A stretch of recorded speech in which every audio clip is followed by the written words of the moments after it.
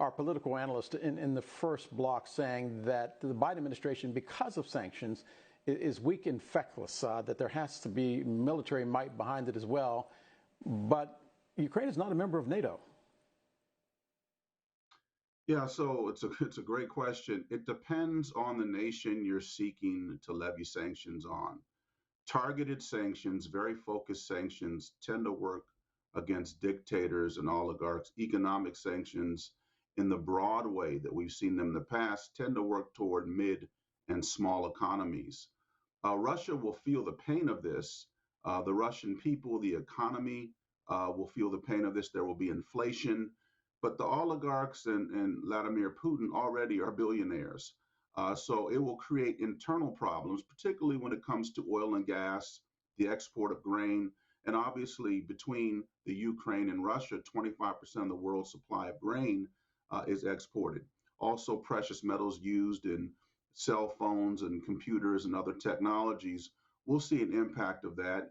The gas prices will increase certainly, but obviously they have not been persuasive because not only has Putin entered the Ukraine, he seems to be taking over the entire country or attempting to do so. What's fascinating about the sanctions is I heard someone describe the new sanctions this way. It's not targeting the oligarchs, it's targeting their children in U.S. schools who suddenly wake up and realize that their credit cards don't work, that their tuition payments are late, that they are being kicked out of those particular schools. We forget in this country, and we see it an awful lot in Washington, that there are very rich kids in very rich schools because they have very rich Russian oligarch parents. Yeah, no, there's no question that U.S. sanctions will affect families and affect some of the privileges that the political elite in Russia have. And although the Ukraine is not a formal member of NATO, it is recognized by NATO. It is recognized by the European Union. It is I would say, an associate member of the International Criminal Court. It has signed the International Criminal Court statute. It has not ratified it, but it has given the International Criminal Court jurisdiction to look at the situation in the Ukraine after 2014, meaning that Russian military operations, Russian aggression will come under the auspices of the International Criminal Court, which is dangerous for Vladimir Putin's entourage. More importantly, though, I think, Dale, the big issue here is that this is a significant critical juncture for global governance. Just as the Cold War ended, the Berlin Wall fell, the Soviet Union dissolved.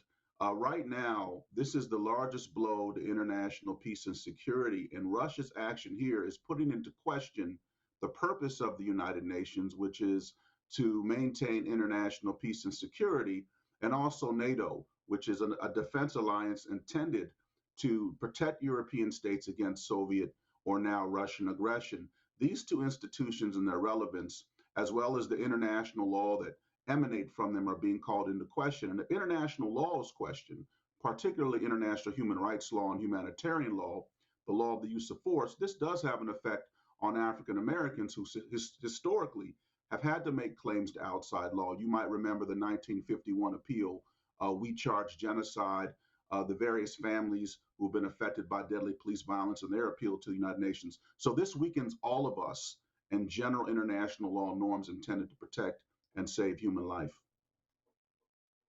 Professor Charles Taylor, the Liberian dictator who savaged that country, is in jail now. He was tried by the International Criminal Court at The Hague.